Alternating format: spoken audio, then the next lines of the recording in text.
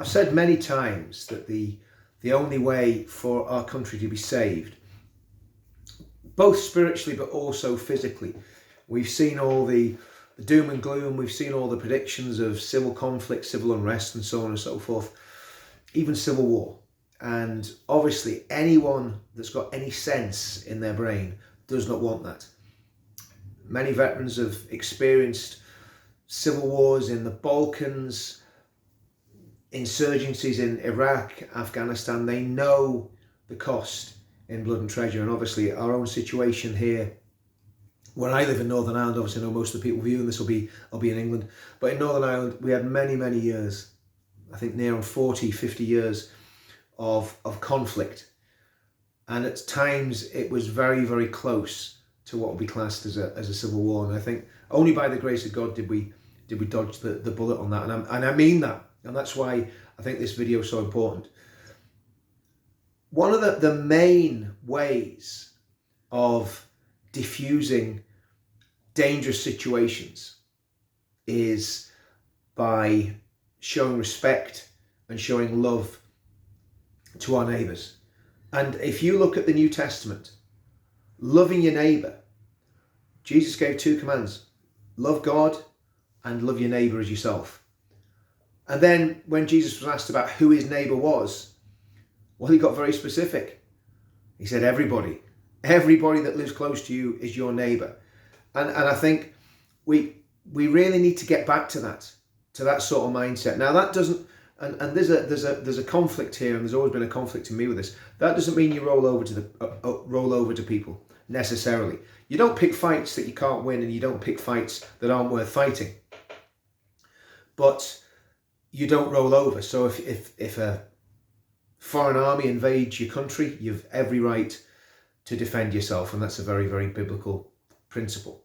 However, in terms of a society that's functioning, and in terms of a society that's trying to prosper and trying to get on, loving your enemies, loving your neighbour is absolutely vital to make everything work. And even within the movement, even within politics, even within our own communities, we've got to find ways to build reconciliation and heal very deep wounds, even in families, even in friendships, because we're all human beings and we all hurt each other. We all do things that are wrong. We all sin. The Bible's very clear about that. We've all sinned and fallen short of the glory of God. So what's this got to do with the overall political landscape?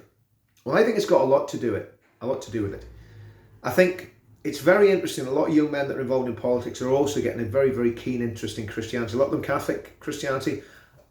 Anyone knows me, I'm not a fan of Roman Catholicism. I'm not going to start going down a sectarian route, but obviously I'm from a Reformed Protestant background. But there's some amazing things in Roman Catholicism. There's some amazing things in the Orthodox Church as well. I mean, I've just published a video, and I'll put it in the description below, with the Jesus prayer set to music. And the Jesus prayer is really at the heart of the Orthodox Church, or it came out of the Orthodox Church. It's a very simple prayer. God be merciful to me, a sinner. So in terms of how this works, well, really, this is where the rubber hits the road, because people can start going to church, people can start having an appearance of piety and of godliness, but unless we actually put legs to this and start really doing what that commandment says, whether it's done back to us or not, and this is the difficult thing, and this is the thing. I mean, I can go from naught to homicide in about 30 seconds. Obviously, I'm never going to commit homicide, but I get so angry in milliseconds when somebody does something wrong on me, when I feel I've been unjustly cheated, or not unjustly treated, and then I can go absolutely ballistic. But the reality is, I've no right to go crazy at people. I've no right to attack people. I've no right to fall out with people, because I know how absolutely horrendous I can be in so many different ways. And I think when I look at myself, I go, well, it is what it is. And it's difficult to do, especially when people have really deliberately, maliciously gone out to try and do you damage, and you literally feel like you're fighting for your life. trying to forgive in those circumstances is a lot harder than trying to forgive in normal circumstances. But can you imagine if we could build communities based on Christianity, based on a common belief system that dates back 1500 years, where we encourage people to find out what Christianity is about, not making people go to church, not putting people on guilt trips, but just saying, here it is. This is what our forefathers believed. This is the heritage and the culture that built our nation. And this, as Queen Victoria said when she held up the Bible, is what made Britain great. And I think the Unite the Kingdom movement, at the heart of that, there's been Christianity. At the heart of the pledge, there's been Christianity. And this new channel that I'm starting, and I'm talking to you all on today, Counter Media, this channel is going to have a very, very heavy emphasis on positivity, on how, not on what's wrong. We know what's wrong. We know what's wrong in this country. We don't need to keep going on about what's wrong. What we need to do is give solutions to the problems. And I think at the very core and at the very heart of this, and at the very core and the very heart of Counter Media, and I'll be bringing up, once Counter Media beds in, I'll be bringing other people along with Counter Media, getting other people involved in Counter Media, because it's always good to have a team. But at the heart of Counter Media will be Christianity. At the very heart of it, at the very core of it. And again, I am the last person to try and pretend I'm pious or holy. I know what I am. And I know my own frame. And I know how weak I am and how flawed I am. So I'm not going to be sitting here, holy as thou, telling you do this, do this. I'm just saying, I'm a sinner that needs a saviour.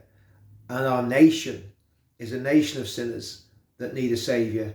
We're all in the same boat. We're all in big trouble. And the politics will only work if the politics is done right. And the only way you can be sure a politics has been done right is if it's grounded in the Christian faith.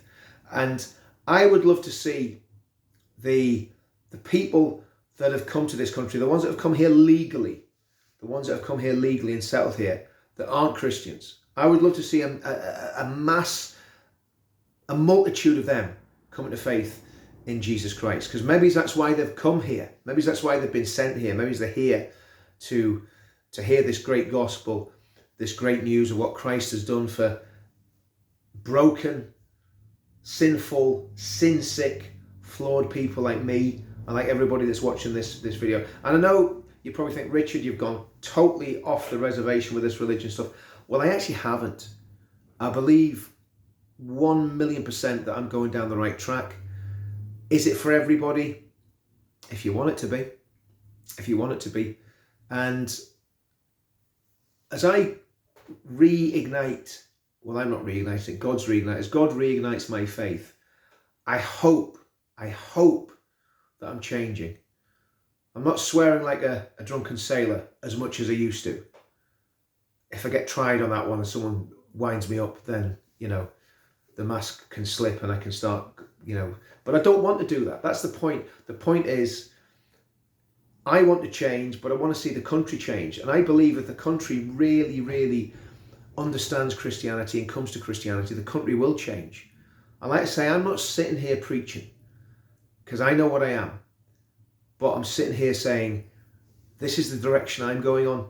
This is the direction Counter Media is going to go on. And if you want to go in that direction, then don't follow me, follow Christ, and get in touch with the Bible.